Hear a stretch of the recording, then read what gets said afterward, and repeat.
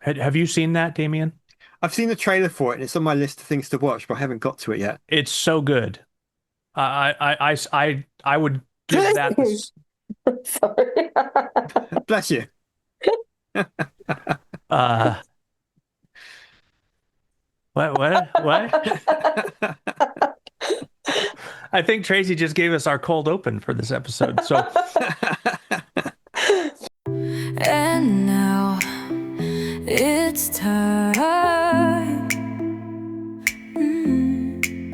I said, and now I said it's time. And now for something completely Machinima. And now for something completely Machinima. And now for something almost entirely, very precisely, but just not exclusively, sort of adjacently, kind of approximately, complete Machinima.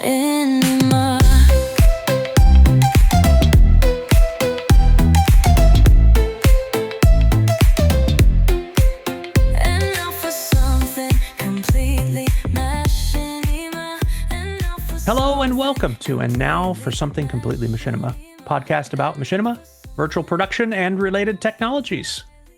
I'm here with my co-hosts, Damien Valentine Hello. and Tracy Harwood. Hi.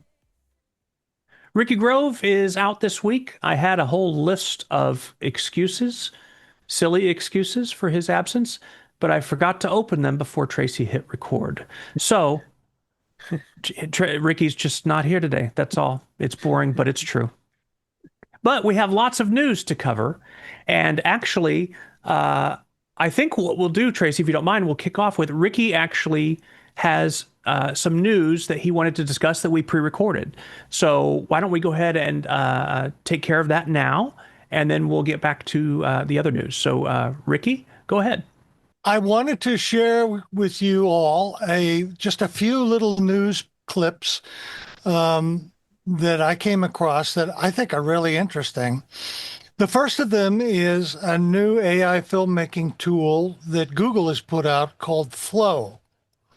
And what's different about Flow is that it's an actual effort by Google to create a tool, a filmmaking tool that allows you, that gives you the advantage of AI text to video or image to video, and then also the ability to create clips, organize the clips, and create a scene.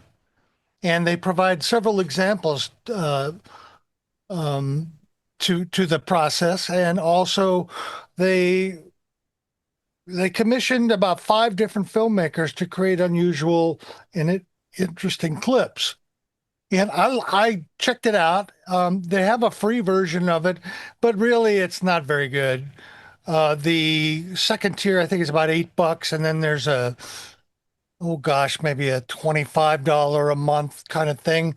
The advantage of the $25 a month one is that you get version 3 of their engine, whereas all the others on version 2, but I can't see the difference between the two. But briefly, some of the features that they offer are camera controls. You have direct control over camera motion, angles, and perspectives. You have a scene builder, which allows you to edit your existing shots or redo them, reiterate them, create transitions. And then they have a big asset management section, which stores all of your prompts, makes suggestions about how to adjust your prompts. And then finally, they have this thing called Flow TV, which is a collection of works by many other people who not only give you the clips they've made or the films they've made, but they also share all of the prompts and techniques that they used. We'll give you links to all of these things in our show notes, but I'm really excited about it, and I think it's going to be really innovative. It's the first text to video that actually created a a format for you to create, edit, and organize all of your tools. And also there's a fellow called Sirio, Sirio, at YouTube, who has a really interesting channel about AI filmmaking.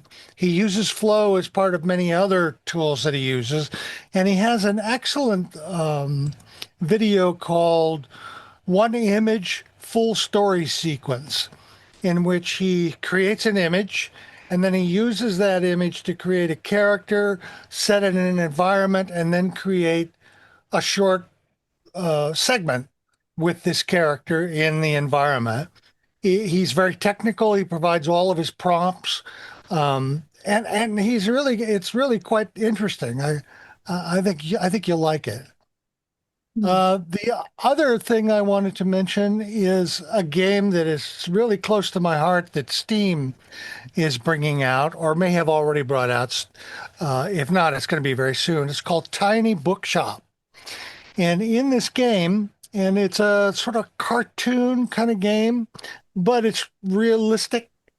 And you play the proprietor of a traveling bookshop.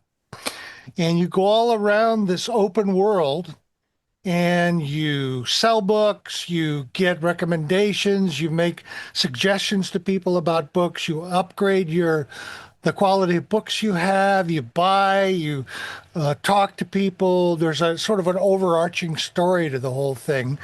I'm really excited since I love books and I've worked in bookshops all my life. I'm really looking forward to trying out this game and seeing what it's like. And I'll report back to you guys about the results of it. And finally, it's not news, but I just wanted to mention how much I admired and enjoyed Phil's AI created sequence. I haven't gotten on I haven't worked with you guys enough to tell you how much I enjoyed it and how much I appreciate all the hard work that you put into it and all of the techniques that you shared with it. Bravo. Thank you. Yeah, absolutely. Yeah, excellent work. Yeah. That's it. Yeah. Well, Ricky, it's funny you mentioned Tiny Bookshop because earlier today I had lunch with some friends and one of them was talking non-stop about how excited she was for Tiny Bookshop. She can't wait to play it either. Really? That's great. It's Yeah. very cute. Yeah. It's very cute, and I like it because what they've done is they've created different genres, so you can actually turn your shop into a horror bookshop if you wanted, or a science fiction bookshop, or classics, and you go to different places and you find out what kind of books the people like in the community, and then you stock them and you talk to people. It just looks like a lot of fun. Is it an MMO type thing? Open world type thing? Yeah, exactly. Yeah. Didn't I see somewhere that there was an option where you can, like outside the game, that you can put in your own books. So like if you've got your own favorite real world books, you can enter the title and the author, and they're available in the game to sell in your shop. Oh, I didn't know that. Yeah. Oh, I hope that's true. Yeah. well, I would have thought there'd be copyright issues with that. Well, I don't think it has the actual content of the book. You could just put in the title and the author, and it's a thing that appears on the shelf. But that's Just like a library listing. How Yeah. interesting. Right. Oh, that does sound intriguing, actually. Cool. Listen, the question I've got for you is regarding flow, because obviously the other thing that I picked up this month is the genAI tool called VO3, which That's it. that is flow, is it? That's the same Yeah. thing. Okay. Yes. So when I was looking at it, I was thinking, this is really very similar to Unreal's blueprint system. Was that your Simpler though. simpler, is it? Okay. Much simpler and easier to use. Okay. Okay, well, that was the only question I got on it, The really. blueprint system is so complex that the learning curve is really high. I tried to do that when I was working on a program, and I actually had to get help from Unreal to sort it out. Right. Whereas Flow is built on prompt-based filmmaking, so you just speak or type in what it is you want, and then it reiterates it for you and then makes suggestions on how to use it. So if you did a comparable type of filmmaking inside of Unreal, as soon as you started on Blueprint would tell you what to do. Unfortunately, it doesn't. Yeah. And then the other thing I saw with this is that there's templates that you can use with it. So people have created and are recommending templates that help you create different types of stuff, Yeah, which looks again a really nice way of, upping the usability of it, really. exactly. Well, one of the workflows that I read about through Sirio was that he created a character and through a series of prompts and iterations. And then he took that character, an image of that character, uploaded it to another AI tool, and asked the AI tool to describe the image. And of course, the AI tool described the image in great detail. And then he used that as a prompt when he started creating videos, Right. which I thought was a fascinating sort of reverse engineering of how to do it. So every time when he would put the figure inside of a background or tell it to move, he would have that iteration that perfectly describes the character that he created, so he didn't have to do that over and over again. Right. Isn't that interesting? It is. Hmm. It's Yeah. moving so quickly, isn't it? It is, and I think in a way it's going to have, it hasn't yet, but I think it's going to have the same impact that Machinima had when it first came out, but to possibly completely different people for different reasons because of our social media and all of that. Mm. Let me ask you a quick question as well. Sure. Have you got the new Elden Ring Night Rain pack? No, because Night Rain is based on multiplayer, and Ah, I don't like multiplayer. I like to play solo games. And playing solo in Night Rain is so unbelievably hard. I really value my monitor and my computer. And if I start smashing it and throwing it through the windshield, I don't think that would work out for me. So no, I'm not playing Night Rain. okay. Fair enough. But a lot of people are. Yeah, I And know. That's why I asked, because I thought you were although bound to be. it's having mixed reviews because of the level of difficulty. Oh, really? Yeah, I, very, very difficult. oh, okay. Well, all of From Software games are difficult. In fact, there's a rage video, an Elden Ring rage video that shows segments that some guy went and got from people posting of their rage moments. And you think I'm kidding about smashing your monitor or destroying your computer or your keyboard? I'm not. I mean, there's some people that would spend literally 3 days trying to beat a boss. There was one guy who did a video in which he died over 1,000 times to one of the hardest bosses until he finally managed to eke out a victory through the fact that he just did it over and over again, and he knew what the movements of the boss was by then. But it was funny. He shared every single one of his failures, and they were just hilarious. And I don't know how the guy had the patience or the ability to control his anger, because I mean, he would try and then get smashed, try again, get smashed, try then get smashed, try then get smashed 100 times. Jesus Christ! When I first played the game, I probably spent about 3 hours trying to beat the last two bosses, and that was frustrating enough. This guy did it for months. Far too much So, time on his hands. so masochism is not for me. Fair enough. Anyway, thanks for the question. It is an interesting game, and there's a lot of content being put out. And From Software is also making adjustments to try to make the solo experience a little easier. But it just doesn't appeal to me as much as the Elden Ring. Sounds like That's fair you've enough. reached peak Elden Ring. I think I have. Hmm. I think I have. So we're ready to move on to an entirely new genre of Yeah, game the now. tiny bookshop. Tiny Tiny books. bookshop. Tiny bookshop, which is not going to be hard. Okay. I'm looking forward to that one as well. Me Hmm. too. Hmm. Well, that's my news, everybody. All right. Thank you, Ricky, for that. So, Tracy, what else have we got going on this month? Sure. Well, I've got quite a few projects to tell you about. And I'll start with the ones that are made with games. The first one I want to tell you about is I spent 30 days in a dead game, which is by a creator called Globert. Um, and it's basically him trying to find folks to play within a game that clearly hasn't been used for many years. The game's called there.com. Apparently you can still buy it 9.99 even on Steam. And the film is his relentless quest to find other players in this long abandoned game. So check that out. It's really quite fun. It's probably a bit long, but yeah, it's a good one.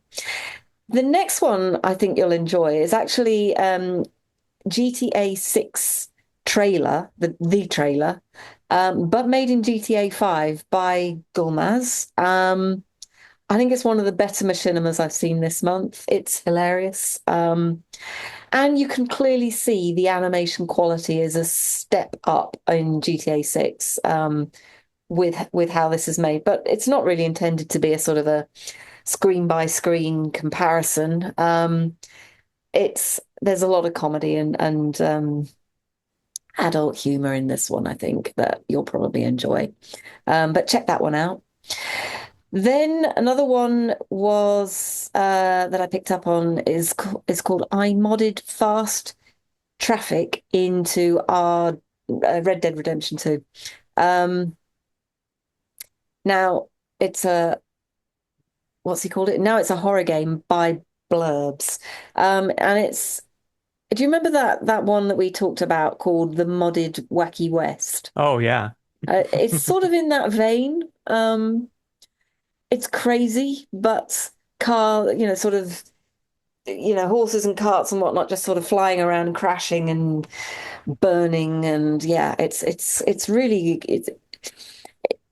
it's good. But the thing that I found tiresome about it, because I would have picked it as one to discuss in a bit more detail, but it's done as a let's play, and somebody sort of over talking it, and I found the over talking just a little bit too tiresome. I just wanted to sort of watch what was going on. So it's worth looking at, but you may or may not find that one quite so enjoyable. Then the next one is actually a really clever little tech demo for I'm assuming an AI mod for the game, but my goodness, this is absolutely stunning. It's called Cyberpunk 2077 point of view hyper-realistic motorbike ride on RTX 590 with Dreampunk 3.1.1 graphics in 8K. And it's been made by Next Gen Dreams, who I think is the creator of the Dreampunk. I'm guessing it's a sort of a mod. I've got to say, I don't think I've ever seen anything quite so stunning made in the game. It's like you are watching a live action film in this sort of hyper realistic world. You It just really is. It's That one amazing. turned up in my algorithm this month too. Yeah. It's really amazing, isn't it? I mean, there's not a lot to it. It's just driving around at ridiculous speeds. What was it? 320 kilometers per hour kind of thing, going the wrong way through traffic. And yeah. And it really is the game as well, because watching Yeah. it, I recognize the locations. Yeah. And so Right. it's not someone just made an environment that looks kind of like Cyberpunk. This is definitely is the game. It's So it's very impressive. it is very impressive. It's the photorealism that's just it's crazy good. But And that it's a sound you mod. can hear is my computer screaming at the idea of trying to run it like this. Yeah, I'll bet. The RTX 5090. Yeah, I'll bet it is. Anyway, check that one out. He's got a Patreon, and obviously, he's keen to sell the mod, I guess. I don't know whether you can use it in other games as well. Maybe, maybe not. I'm not sure. But worth a look. The next one I picked was called Haruki, made in Unreal Engine 5 by Bad Decision Studios. Now, it's probably also a bit of a tech demo using metahumans and kind of various tools, but it's a nicely done tale of a samurai, Haruki, being a well-known Japanese writer of fantasy shorts. So it's clearly a kind of homage to a writer. Um, but there's beautiful atmospherics in it. It's really worth taking a look at. We saw quite a lot of these sort of tech demos in Unreal Engine 5. I'd say they're getting better, if this is an example of a similar kind of thing. In and of itself, not worth us to, sort of dedicating an episode to discuss it as a story, but definitely interesting to have a look at. The other one I wanted to tell you about is a Blender short about Mickey Mouse by Mickey Mouse. Made by actually JC Thornton. It's actually a short in remembrance of the voice actor Wayne is his name Allwine or Alwine? Who was, I think, the third voice of Mickey Mouse. And it's a really nice homage to how he found the voice and how he created it using Blender with the character on a couch, sort of acting it out. Really good. Nice way to do it. Then I found a nice one that isn't really machinima. I'm not even too sure quite how it's been made or what it's been made with, but it very much reminded me of the Warhammer stories that we've seen. It's really heavily narrated VFX, called Solstice 5, Forgotten Archives, by a guy called Paul Chaddison. Don't think it is machinima. I think it's probably just made using an animation tool set, with the emphasis on this narration style thing. But worth another look for the way that it's done using the visuals. And then I found some really interesting generative AI projects that are worth looking at. One was called Corporation War by Solo Films, where these companies are really taking the place of countries. It's the kind of thing that we've been talking about in marketing for 100 years, really. And it's kind of a hyper stylized sci-fi dystopia where these brands wage war against each other. Interesting, very very Gen AI glossy sort of look and feel to it. Very very marketingy. Quite interesting from that point of view. A more purely aesthetic project that I think is worth a look at is one where the aesthetic is of origami, and that's been done by somebody called Kelly Bosch. It's been made using Midjourney and Pika, and it's really absolutely beautifully done. It's dancers that are made of origami, so it's really beautiful. Do you remember The Crow, the one that we kind of picked up on really early on when the first Gen AI animations were coming out, and the first one we picked up was as a ballet dancer, enacting The Crow. So it's in a similar vein to that.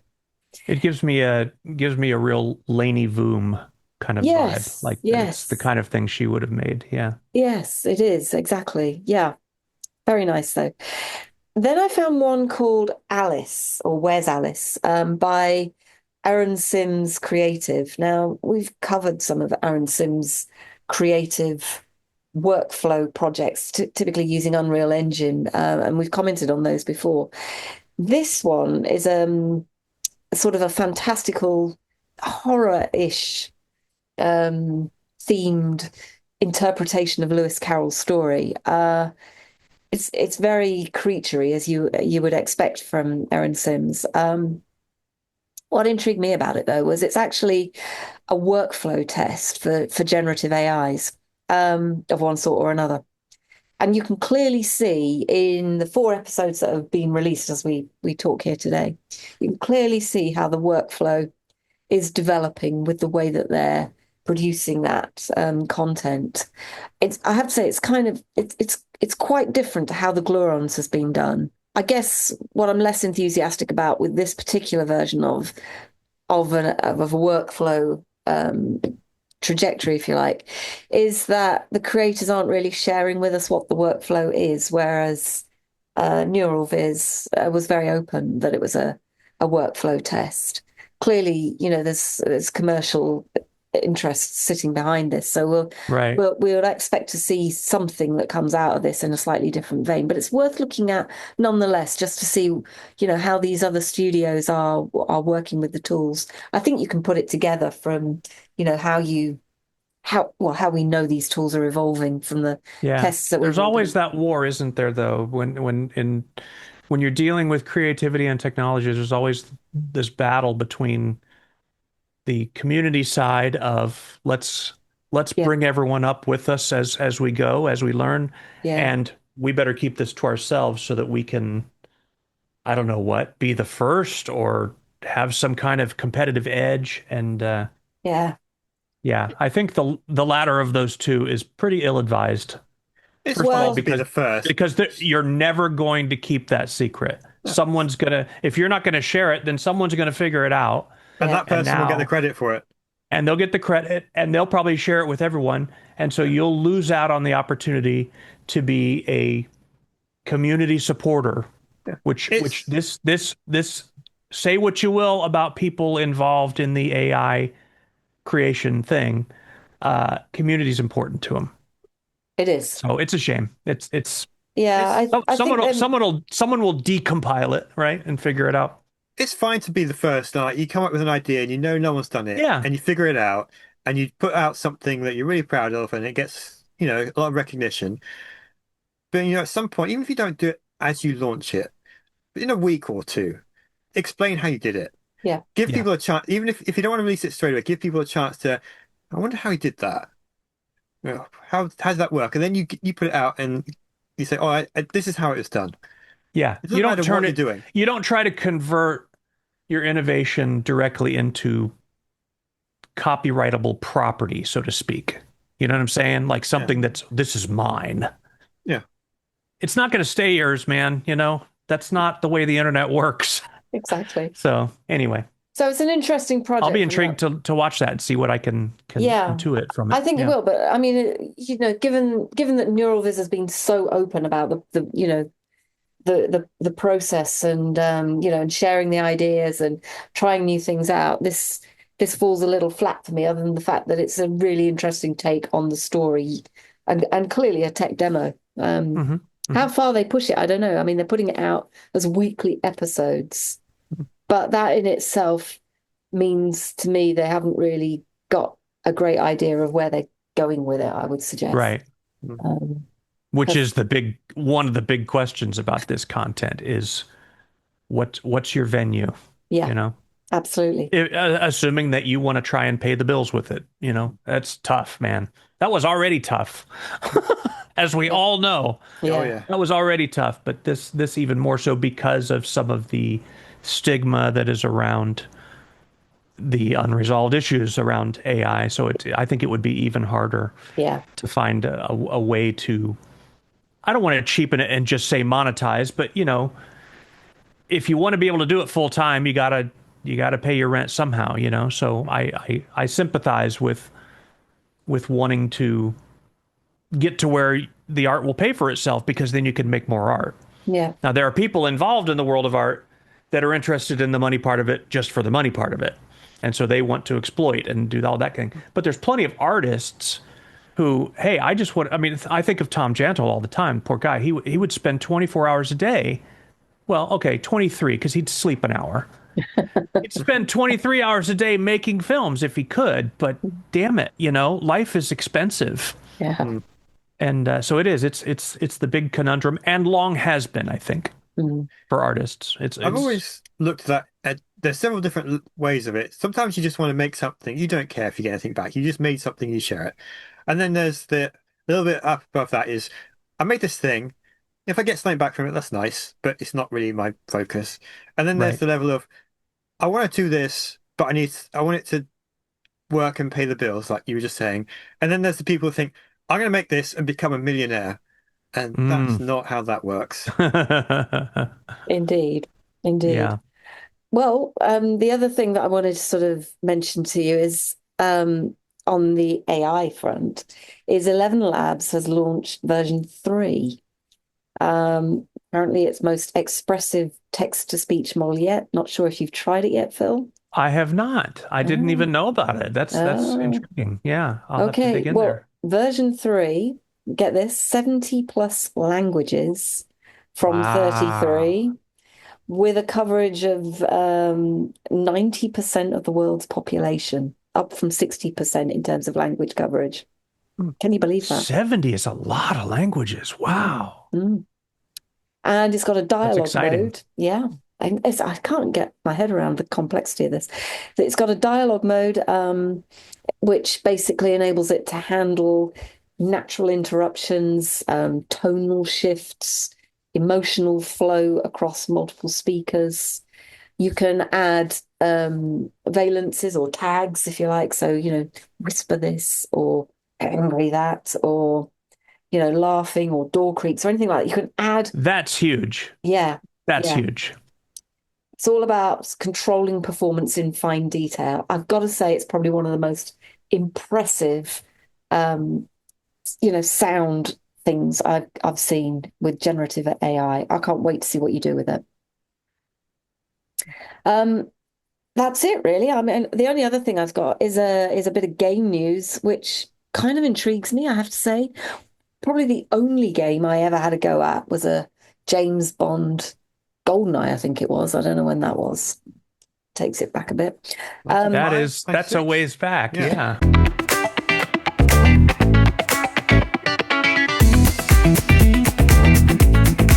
It's a while back. However, what I saw was 007 First Light has put out its first trailer, which surely is going to be used for Machinima in due course. I don't think this game launches until 2026, although probably by then it's going to be competing with GTA 6. But even so, I was thinking, even if that is the case and it's launched at a similar period in time, James Bond versus GTA, they're different markets, aren't they? Can't see them clashing that much. If you're going to be No in, one's going to want to compete with GTA 6. no, Yeah. Even James Bond. you think, Yeah. Yeah. I think. Yeah. I've noticed a lot of that. So GTA 6 got delayed a year until I think it's May next year sometime. yeah, All the Everybody's game, shuffling to yeah. to reposition based on that. Yeah. Yes, yeah. all the game Everybody's watching them. announcements that were 2026, Yeah. they're not putting any months to that. Well, they've Yeah. not put Yeah. any months on this one either, which I think is, yeah, I Yeah. guess they're doing a bit of shifting around. I will share the trailer link as well in the notes. I don't know if you've watched this from the notes that I put on our shared board and whatnot. It is quite interesting, but to me, it's very Mission Impossible in its aesthetic. So I will be really interested to see what makes the folks make of it. I think it's going to be a kind of an adventure game with a focus, which is why I don't think it will actually compete with GTA 6, because that's a different thing altogether. So maybe more of like Mass Effect, I feel like did a really good job of blending an interactive adventure with action. Yeah, Yeah. I yeah, think I think that game series is the most successful at that blend. yeah, Whereas before, those were two very, very different genres. And BioWare kind of, their prior titles were working in that direction, but Mass Effect was like a culmination, I feel like. So, and yeah, the trailer is gorgeous, by the way. It's just incredible. Whew, it's beautiful looking. So, yeah. yeah. Speaking of Mass Effect, there was a game announcement late last night, so I didn't have a chance to add it to the news. It's not Mass Effect itself, but there's an Expanse video game. Are you And kidding? yeah, well, there's already like a point and click adventure game, but this is a proper actual action game. And like the Wow. trailer, it's a few minutes of pre-rendered footage, and then it gets to gameplay. It looks just like Mass Effect plays. Oh, Wow. I don't know if it's going to have like the open decisions and all that, all the role-playing I elements, did but not anticipate a game coming from that yeah, world, but that is so smart. yeah. It was only announced last night from as we record, Wonderful. so oh, share Oh, the link with wow. us. Definitely yeah. share the link. I'll put that in the notes so it can go on the show notes. Brilliant. Well, that's it for my news. So, over to one of you. I had so much this month, but mainly projects, I think. I don't have anything, so Okay. All right, all this makes this really easy. right. Okay, so I'll start off. This one might, or it may or may not, given that the history of how these things tend to go. A live action movie based on Elden Ring has been announced by What? A24. Is Ricky Now, in it? I hope so. But I say that with caution because movies made a bit from vid movies based on video games tend not to be very good. Hmm. Um, so we'll see how that turns out. But I thought I'd mention it because Elden Ring is something we talk about quite a bit on this Hmm. show. Well, we don't. Well, yeah. So Himself we'll does. keep an eye on. Yeah, We'll keep an eye I on it. don't, I don't know. My son was who plays Elden Ring, or enjoys it amongst many other games, but he was the first to bring that to my attention before I caught it on News Anywhere, and he just kind of had a wrinkled nose about it, just kind of like Yeah. I don't, basically just kind of saying I don't see how that they can. I don't see how it will work, like how it will be any good. And we talked quite a bit about it, and some of it was uh, kind of a sense when there's a really I think people probably had the same misgivings about Dune and Hmm. probably Game of Thrones Mhm. because the world building is so big and so deep and so rich that it's like, how is a movie or a series of movies going to do this any justice? That Maybe was Lord people of the even Rings, want though, wasn't it? Lord of the Rings as well. Yeah. Yeah. Right. Yeah. Um, Dune, not just the original novel, but there was like five before Frank Herbert passed, I believe. And it's very elaborate world, but they've been successful there. Um, George R. R. Martin is one of the contributors Oh, of the world of Elden Ring. I don't know if you guys knew that, but no, I didn't. so it's got good bones, that story world. I mean, but man, it is a real challenge. And part of the challenge, I think, is audience expectation. Hmm. You know, uh, maybe there's probably some corollary between, the popularity level of a game and its prospects as a movie simply because the fan base has some pretty specific ideas in mind and Mhm. about what's important enough to include in a game that rich that I don't know what the total playtime is if you visit everywhere in that world, but it's a lot more than 2 or 3 hours, for a Yeah. movie. It's a lot more than 9 hours for a trilogy. So yeah, it's going to be interesting to watch. I think I'll be interested in it because I have no intention of playing Elden Ring, Mm. but I've heard enough about it from fans of it, and I like George R. R. Martin a lot, so I would go watch it. But it'll be Um, horror, won't it? I would think it's going to have horror elements to it. I Mm. I think wouldn't think like pure horror like the Hellraiser series or anything like that. It's not going to be silly horror, Mm. but it's going to be I'm dark sure it will be fantasy, horrific. Oh yeah, yeah, like very Game of dark. Thrones. Like Right. some of Oh, the Darker. okay. Probably yeah, darker than that. Yeah. like stuff like the White Walkers. That when it got really nightmarish, it would be like that. Yes. Yes. Mm. But So, I mean, a lot of what's going to be interesting as this comes to pass is the casting, Yeah. because Who would you put in that? yeah, I don't apart from know. I Ricky, don't know the Ricky game needs well to be in enough it. to say, but I think that like one of the reasons, this is again spilling discussions my son and I have had many times, but one of the reasons that I'm optimistic about some of the future Star Wars projects after they've had some of the Disney Plus stuff just didn't resonate quite as well. Andor, of course, being the exception. That is maybe the single greatest thing I've ever seen made in that universe. It's so good. It's Hmm. so unbelievably good. Tracy, if you're not a Star Wars fan, watch it anyway. Right. If you can get it. Yeah, It's I've got so it, good. but I've It's not not seen even it. really about Star Wars, really. Oh. You don't It's you don't need to a know anything about Star you Wars, don't need really. to know anything. There's no lightsabers. There's no Jedi. You don't need to know any of that lore. It's a contemporary drama set in a sci-fi universe, and it is spectacular on multiple levels. Mhm. So, since Andor, now they're starting to talk about Star Wars projects that are out there in the future, and because of the mixed reaction that the sequel trilogy got, obviously there's some unrest and there's some people wondering, gee, what's the future of this going to be? So what I've been looking at is who are they casting for these future projects? And so you've got, I believe it's firm. Damien, you'll correct me on this if I'm wrong, but I believe that Ryan Gosling is Yeah. confirmed as I think it has Starfighter in the, something like Starfighter in the title. Yeah. There's another Star Wars movie that's been announced, and it had a casting choice, and I can't remember it now, but it's a big star. Sigourney Weaver's in one of them. Okay, see, that's always good. Yeah. She's in the next one that gets She's got released next such year. sci-fi gravitas, right? You know, Yeah. But anyway, it doesn't guarantee that it's going to be a great movie. But my way of looking at it is if that actor, that well-known actor, seems to have been making smart choices on what films they do based on intelligent writing. And so Ryan Gosling, we don't even need to go into it. He's Yeah. he's got a smart agent, or he's really smart with his choices. He seems to be discerning. He's not just making any movie he can, right? So the fact that he's read at least a treatment of what they've got planned for that movie, and it's enough to where he's willing to sign on, to me, that's a reason to be encouraged, right? Yeah.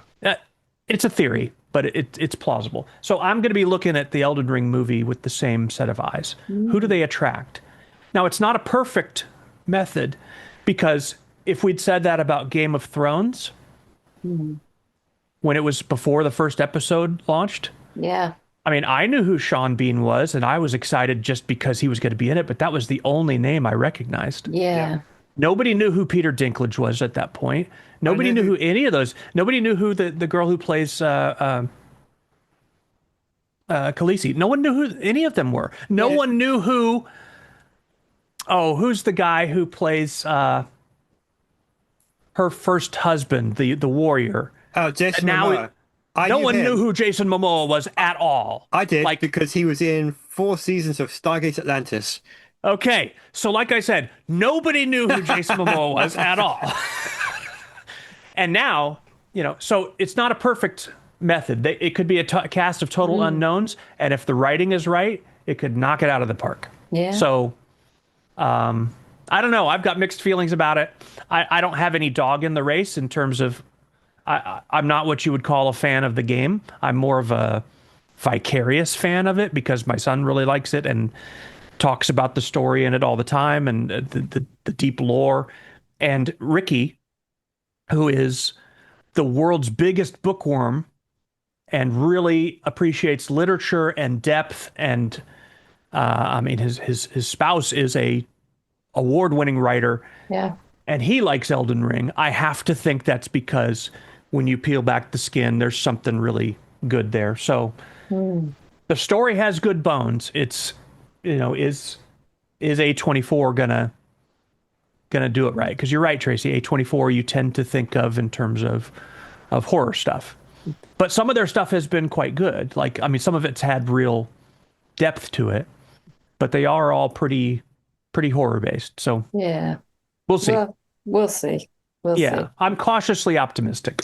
Sounds like it could be a couple of years before we even need to worry about Yeah, it. before we'll That's the know kind much of of movie. It's going to be anything. 3 or 4 years in production before we see Right. it. So, Right. They're not going to be doing Machinima with it, are they? no. All right. So the next bit of news, I haven't looked too close at it, but Unreal Engine has just had a huge update. It's the 5.6, and I've got 2 sort of highlight videos talking about the new features, and it's things about the animation and the character creation and all of that. So for people for our listeners who use Unreal for making your movies, this might be worth having a look at, although you probably already know about it. But I thought it's worth mentioning anyway because it seemed like it is a big step up. My next piece of news, which really caught me by surprise when I discovered this. So I'm going to start at the beginning.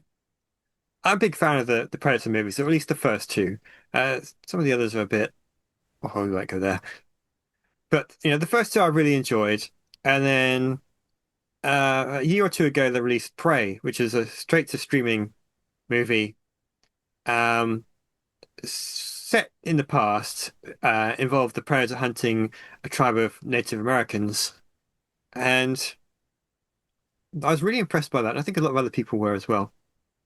And because it was successful, it's obviously spawned more Predator projects. And one of them is Predator Killer of Killers, which is an animated Predator movie, which is new for the franchise. And it's three. It's an anthology of three different stories set in different periods of history. There's a Viking story, there's a story about ancient Japan with samurai, and then there's one set during World War II. And each one, there's a predator on the planet, and it's causing problems for the people in those eras and how they deal with it. I watched it. It came out on Friday, from a few days before we record this. I watched it. I really enjoyed it. There was something about the animation style that was very familiar.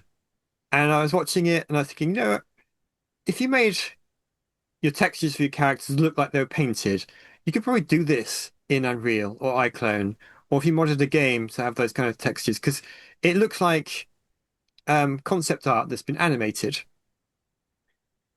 So skip ahead another 6 to 7 hours. I started watching the uh, summer the summer games fest where all the next games gets announced. And in the middle of that, there was it was kind of a sizzle reel put in by Unreal to show off all the games that are being powered by Unreal. And then there's a bit about Predator. I thought, wait a minute, did I just see that right? Because it's just a blink and you miss it kind of thing. Mentioned the name of the movie. So I put the stream on mute and I looked up um, Predator Killer of Killers, and it turned out they animated and rendered the entire thing using Unreal. So this is, as far as I know, the first big budget 100% Machinima film that made by Hollywood. I know that Mhm. they've used it for other things, but this is pure Machinima. Like, I'm not talking about The Mandalorian where they use Unreal for the backgrounds, but it's still live action people in front of it. Mhm. This is all animated. And there's a sort of 5 minute video from a presentation from a few days before, which I completely missed till I looked it up, where they talk about how this came to be. And what it is they were using Unreal to do previews for Prey, which is the one that got released a few years ago. Are you kidding me? Yeah. I was wondering. Oh, wow. So what happened was they did the previs and then COVID started. They're working on the previs for it. COVID happened, so the movie production got halted, while everything else did as well. But the guy who was working on the previs took it home so he could still work on doing the previs stuff. And he did the previs for the whole movie and he showed it to the director and they thought, this is really good. They really liked just what the previous stuff looked like. And then Prey got released and had a huge um, positive reaction. So they started thinking, well, what if we took this previous style and made a whole movie out of it? And so that is how we got this movie. And they were talking about how the whole thing from beginning to release took 18 months. Oh, And they were wow. saying if they were doing it live action, it'd probably double that because they'd still be in the middle of filming it.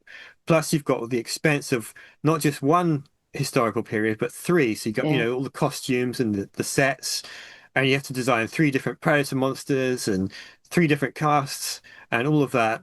And he said that they had a really great time putting this together so quickly compared to doing it live action. And Fascinating. yeah. Fascinating. I really did not think about that when I was watching it. I really enjoyed watching it. And apart from that thing of that, it seemed familiar. I wasn't actually thinking this is a Machinima film because it Mhm. doesn't look like it until you know it is. So I actually have to go back and watch it again with that in mind, that it No, was I'm going made to with have to watch Unreal. that now. And Yeah, it's incredible looking. I'll tell you what the aesthetic of the trailer reminds me of is the Netflix series Arcane. hmm, Have you seen that, Damien? I've seen the trailer for it and it's on my list of things to watch, but I haven't got to it yet. It's so good. I would give that this. Sorry. Bless you. Uh, what? I think Tracy just gave us our cold open for this episode. So anyway, Sorry. I would talk about I've got hay fever. Arcane's world building and storytelling with the same enthusiasm that I talked about Andor. Yeah. Arcane is that good, especially the first season. But the look of it, the aesthetic, it's a beautiful show. And this that painted look is magnificent looking, and um, it's remarkable that this came out of Unreal Engine. Yeah. Um, it is just wonderful looking. And the other thing that they did that I think was smart, which is part of what tricks the eye with it, to where it at first glance maybe doesn't look like what you typically see out of Unreal Engine, is especially on the high action shots, they used a relatively low frame rate. Hmm. And so it gives the movements this kind of jagged anime look to them. Very clever because it does that, and yet the image quality is just ridiculous. Like you pause at any point, and it's just crystal. So yeah, really, really spectacular. I was not as excited about this until I watched the trailer. Right. When you just told me about it, my first response, as I shared with you, was just kind of Predator, okay. But your description of the visual look intrigued me, so during one of the breaks I watched, it's like, wow, it looks really, really, really good. I will say that even if you've watched all the other Predator movies, this still is different. Even though Yes. the basic idea of predators come to Earth and is hunting for sport, but the way it's portrayed and the way they tell the stories so different from any of those other ones that Yes. it's like it's fresh. It feels fresh. Yeah. Well, I think Prey Yeah. was has that same, okay, this is a different take, because Prey, at the heart of Prey, is this familial story. It's this family, it's these blood relatives are banding together against this. That's not, you didn't get a warm family feeling from Arnold Schwarzenegger running around in a jungle. No. It was fun. It was a lot of fun. Yeah. But it wasn't like, you never had a moment when you're like, oh, that's sweet. Yeah. Arnold's throwing knives into dudes and saying, stick around. Stuff like that. And doing these massive handshakes with Carl Weathers, "Oh, you son of a bitch. No, you son of a bitch." Yeah, this is a different feel altogether. And Arcane has that as well, by the way. Arcane has some fraternal. Is that the right word? Is it still fraternal when it's between sisters? Uh, maybe. Sororital. I don't I don't know know. what the word is. Family. It's family Yeah. ties. Yeah. Familial, and, you said it. and this trailer doesn't really, I don't think, reveal enough to let you know for sure that's what's going on. But what it is successful in conveying is that they're